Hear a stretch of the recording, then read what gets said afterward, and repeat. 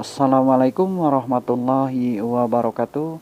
Jumpa lagi dengan kami masih di channel para pejuang NIP. Nah, di video sederhana kali ini kami akan membahas seputaran tentang ilmu kalam ya, yang mana bab tersebut keluar pada saat SKB tahun sebelumnya. Tapi sebelum itu jangan lupa like dan subscribe terlebih dahulu channelnya supaya tidak ketinggalan video-video kita selanjutnya ya. Langsung saja kita ke soal yang pertama.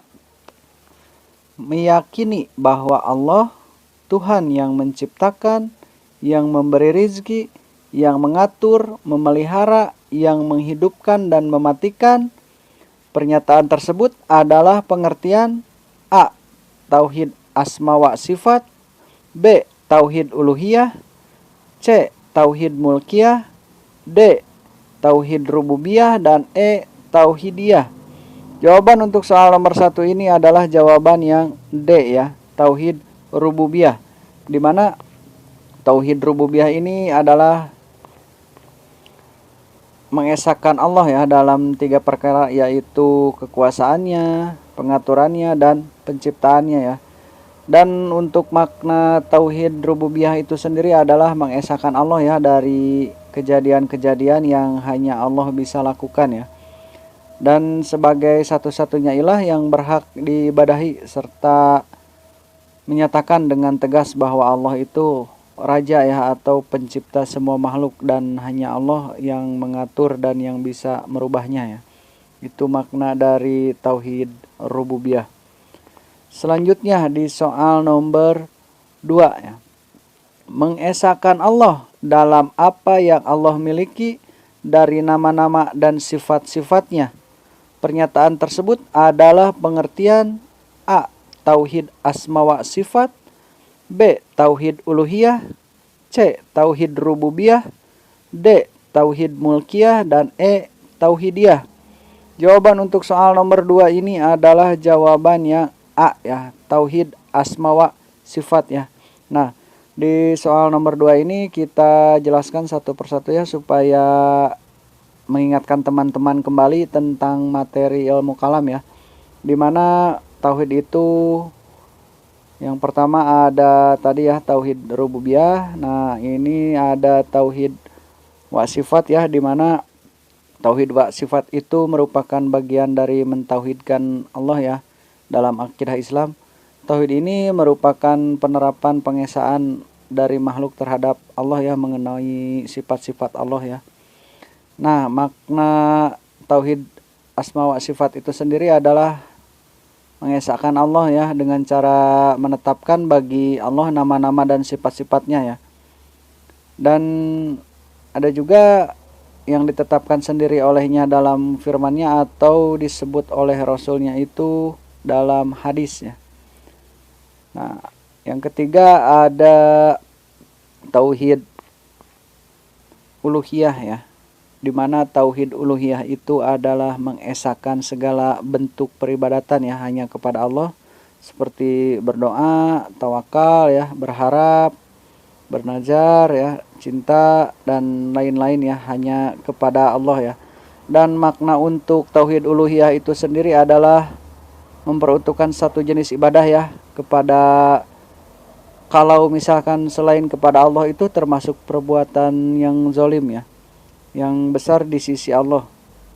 Dan yang sering diistilahkan adalah syirik ya atau musyrik dengan menduakan Allah. Nah, dan untuk yang keempat ini, untuk tauhid mulkiyah ya, ini banyak ulama yang mengatakan bahwa mulkiyah itu adalah arti dari kerajaan ya, atau yang menguasai alam semesta. Maka dari itu mulkiyah ini termasuk atau tergolong tauhid rububiyah ya. Tetapi ada juga sebagian ulama yang mengatakan bahwa tauhid mulkiyah ini adalah mengesahkan Allah dalam segala perbuatannya untuk di akhirat ya, untuk di akhirat kelak, bukan di dunia ya. Dan makna dan definisinya itu menetapkan keesaan Allah ya dalam kekuasaannya di akhirat ya, terutama dalam menegakkan hari akhir.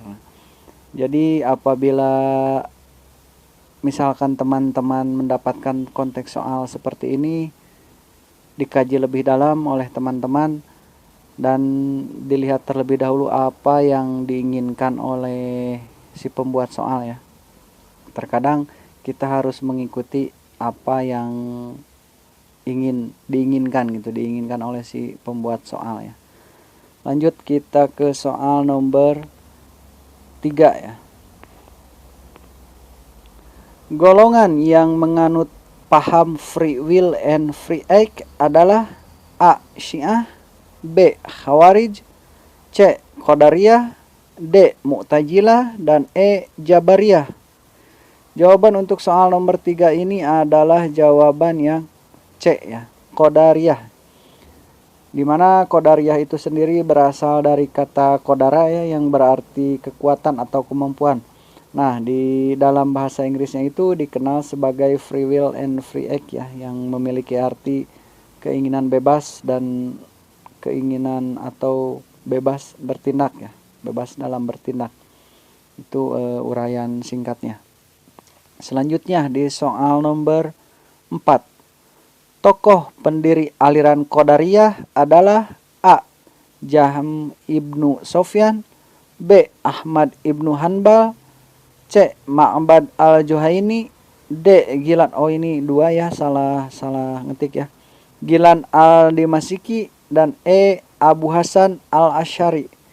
Nah, seharusnya jawaban untuk nomor 4 ini adalah Ma'bad al-Juhaini ya, yang C. Tapi ditulis lagi ini ada yang D ya, Gilan al-Dimasiki.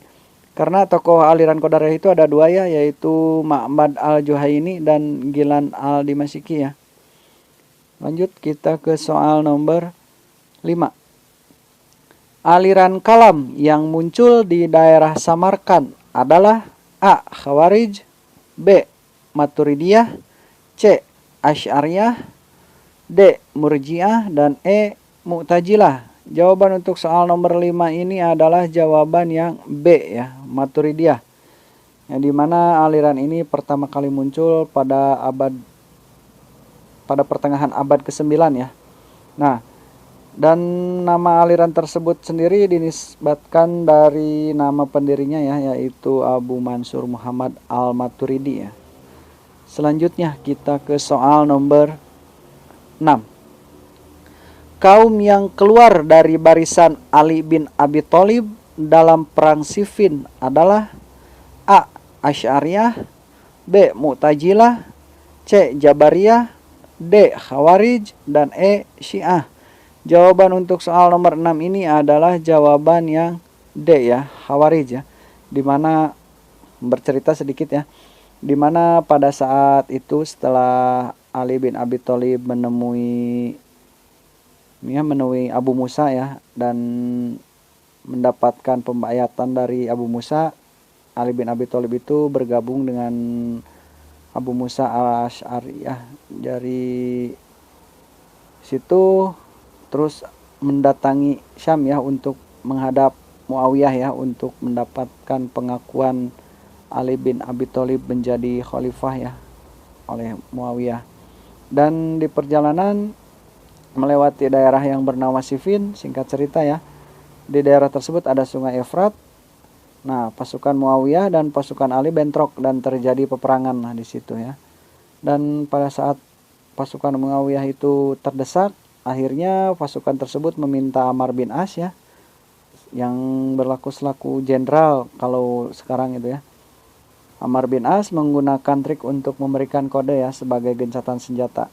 Nah, maka di situ Ali bingung itu apa yang dilakukan oleh pasukan Muawiyah itu.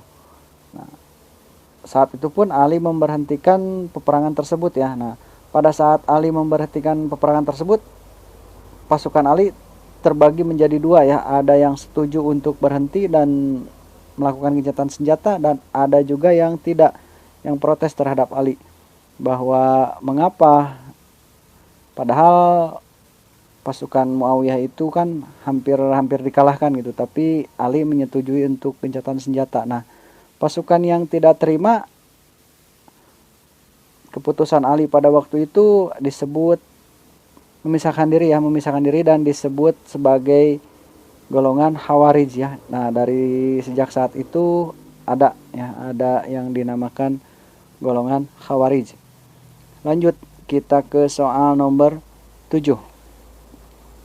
Dalil-dalil yang menggunakan dan mengedepankan akal pikiran dalam membahas ilmu kalam adalah A. Akli, B. Nakli, C. Qoti, D. Doni, dan E. Majazi. Jawaban untuk soal nomor 7 adalah jawaban yang A ya, akli ya, dimana dalil akli itu yang disebut dengan menuntun manusia ya dalam memahami keberadaan Allah. Selanjutnya kita ke soal nomor 8. Menyembah bulan, bintang, atau matahari termasuk syirik. A. Asgar, B. Akbar, C. Akbar bathinun khafi, D. Besar, dan E. Akbar zahirun jali. Jawaban untuk soal nomor 8 ini adalah jawaban yang D ya, besar ya. Karena menyekutukan Allah atau menduakan Allah itu dengan makhluk atau ciptaannya ya, termasuk syirik besar ya. Selanjutnya di soal nomor 9. Ilmu kalam adalah ilmu yang mengandung berbagai argumentasi tentang akidah imani yang diperkuat dalil-dalil rasional. Pernyataan tersebut adalah definisi ilmu kalam menurut A. Mustafa Abdul Razik, B. Al-Farabi, C. Ibnu Khaldun, D. Syekh Muhammad Abduh, dan E. Mustafa Kemal. Jawaban untuk soal nomor 9 ini adalah jawaban yang C ya, Ibnu Khaldun ya. Nah, kita uraikan sedikit ya definisi ilmu kalam menurut para ahli ya di sini. Kita terangkan sedikit. Nah, ada definisi ilmu kalam menurut Mustafa Abdul Razik ya. Nah, ilmu kalam itu merupakan ilmu yang berkaitan dengan akidah imani ya, yang dibangun dengan argumentasi rasional. Nah, sedangkan menurut Al-Farabi itu sendiri adalah merupakan disiplin ilmu yang membahas zat dan sifat Allah serta eksistensi yang mungkin mulai berkenaan dengan masalah dunia sampai masalah sesudah mati yang berlandaskan doktrin Islam ya.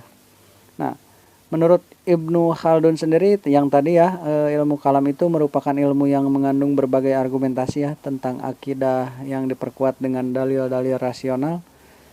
Sedangkan untuk ilmu kalam menurut Muhammad Abduh itu adalah merupakan ilmu yang membahas tentang wujud Allah, sifat-sifat wajib baginya, sifat-sifat jaid dan disifatkan baginya ya.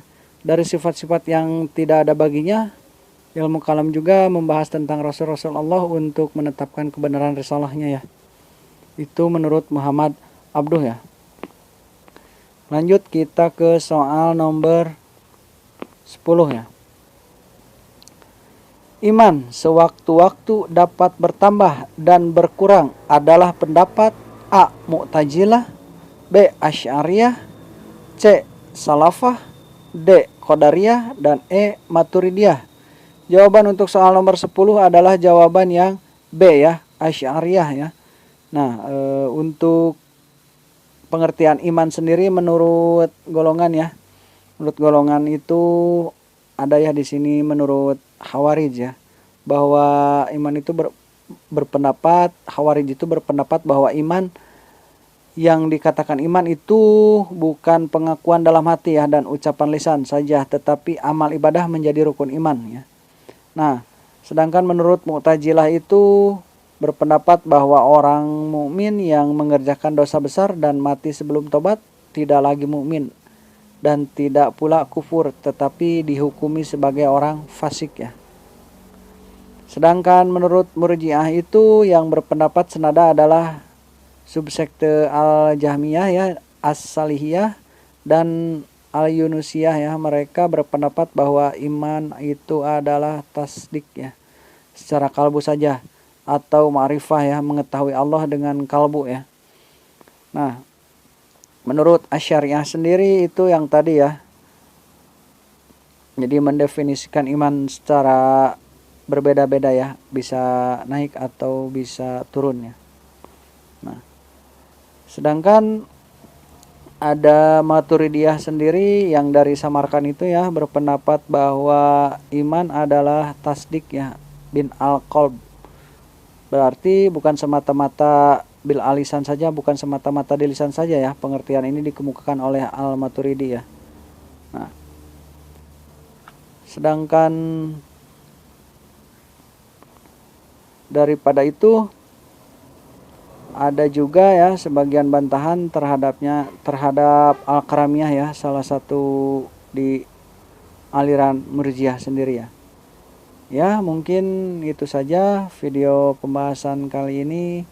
Mohon maaf apabila masih banyak kekurangan. Apabila ada jawaban yang kurang berkenan, mohon dicantumkan di kolom komentar. Kita bahas bersama-sama ya. Jangan lupa like dan subscribe. Bagikan jika video ini bermanfaat. Terima kasih.